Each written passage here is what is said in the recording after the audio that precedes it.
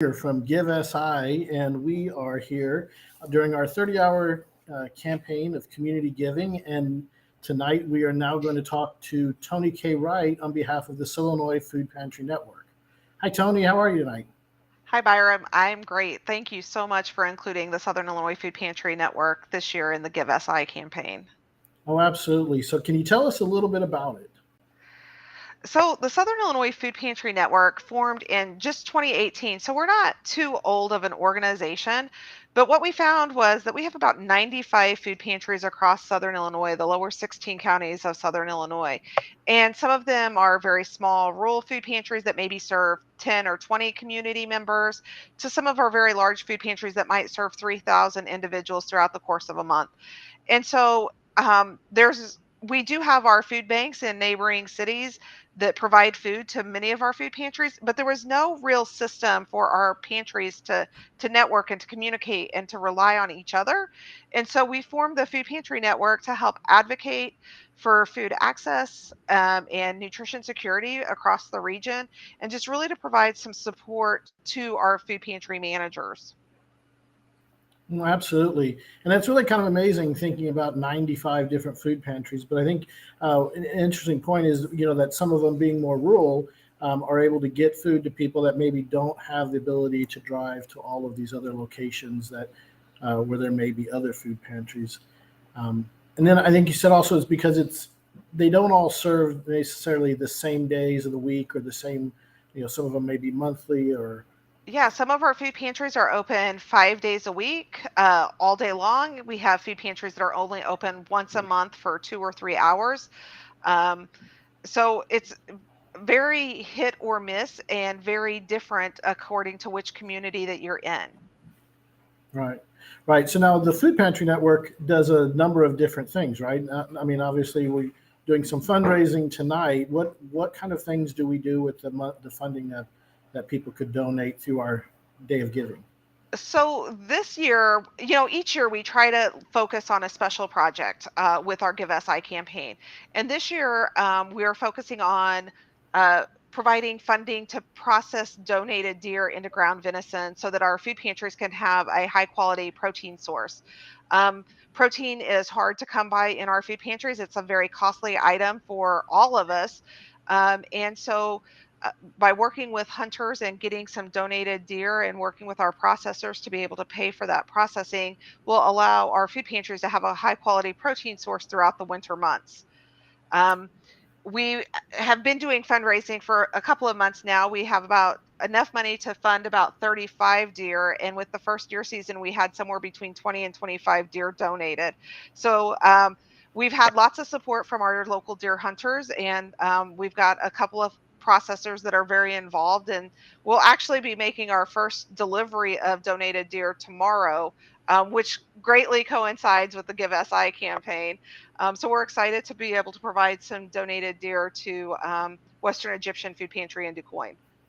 Wow, that's great. So what is it? How much does it take to process one deer?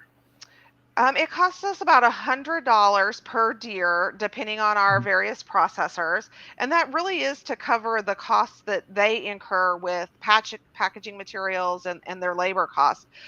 They're doing it at a cost for us. They're not making a profit off of this project. And we have our neighboring states, Missouri, Kentucky, Tennessee. They have statewide Hunters for the Hungry projects. Um, that might be ran through their Department of Natural Resources or Parks and Recreation Centers or even food bank systems. And in Illinois, we just don't have that process established. We had it several years ago, the funding went away. So we're one of three projects that are happening throughout the state that we know of that is looking to have donated deer into ground venison for food pantries.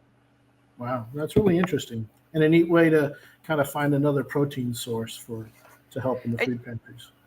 Yeah, and 2 years ago, one of the other projects that we really focused on was increasing refrigerator and freezer storage. So we increased that capacity, so now we can give frozen ground venison. They have a place Yeah, to store it. So, yeah. Oh, that's um, that's true. this So is not only do you have it, you got to have a way to store it until you can get it to the people who need it, right? yep.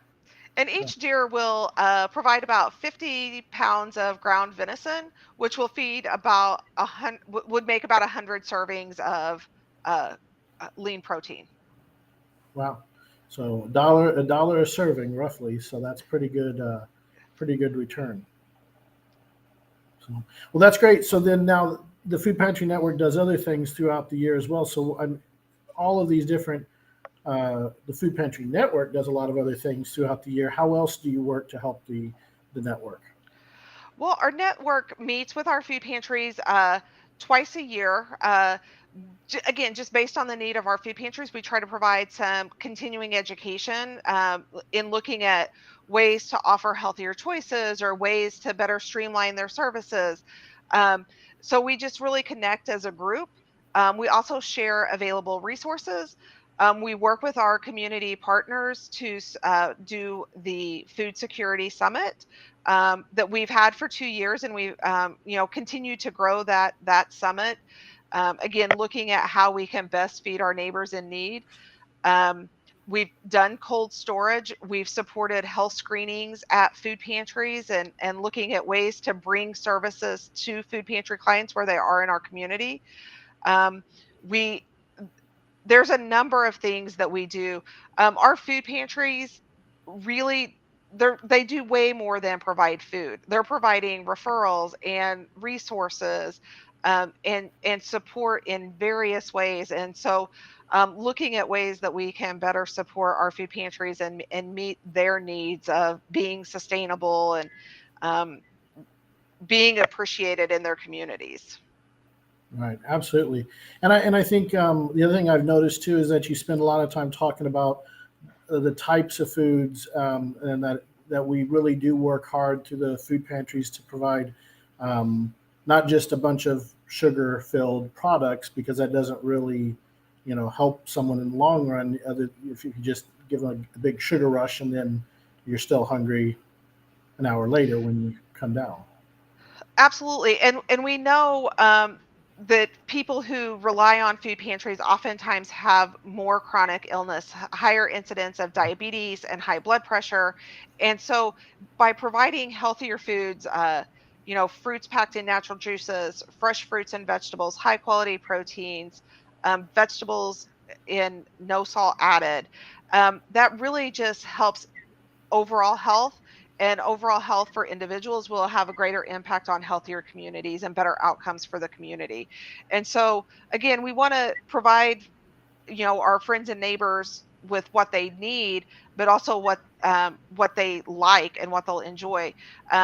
We really are trying to navigate our food pantries to more client choice. We have some great client choice food pantries across the region where people can go in and shop and pick out the foods that they need and want, instead of receiving a box of food that you're not sure what's in it, and maybe you can't use all of it, maybe you have food allergy, maybe there's a health condition that you can't eat some of that. And so instead of some of that food going to waste, looking at giving clients that opportunity to choose the foods that their families need and want. No, absolutely. Yeah, it doesn't make a lot of sense to just pass food around if no one can really utilize it, because then they still carry it home and they're still hungry. So client choice is a really a neat innovation to it, and giving them healthier food too. So and then let's see. I think the other thing too is like you've talked about in the past. Um, Sometimes you get like stuff brought to you from some of the local farming community, and then but not everybody knows how to use maybe collard greens or something. So I think I've seen some times where you've given people like, well, here's how you could use this to make a healthy meal. Yeah, and I'm representing Southern Illinois Food Pantry Network, but I also work for University of Illinois Extension and our SNAP education program, and we have a number of healthy recipes, and oftentimes we try to focus the recipes that we have on foods that are common in food pantries or foods that are grown locally. So again, both of those combinations. Um, and we in Southern Illinois have brought our community outreach workers together and have created YouTube videos on how to prepare those recipes. So 3 to 5 minute videos on healthy cooking demonstrations. Now that is edited down, so the whole recipe might not take 3 to 5 minutes. You might need to simmer it for 30 minutes, but we do have those resources available, and we share those with our food pantries. So again, that families can use the foods that they're receiving. We have lots of garden projects and farmers market projects that are again growing food, locally grown, garden raised fresh produce that can end up in food pantries. And we've had some great success with that. And our food pantry clients are really, they really look forward to that time of year. And we're fortunate because we have a long growing season in Southern Illinois. So we garden from about late March to middle to late October. So we have a long growing season and able to grow lots of different crops. And so again, we just want to teach our food pantry clients how to use those if they're a little bit unfamiliar with them. Well, that's great. So, I mean, kind of like we do this in all throughout this 30 hours, even something that sounds as simple as a food pantry is still doing so much more in the community than just handing someone a can of green beans or something else. There's so much more to it.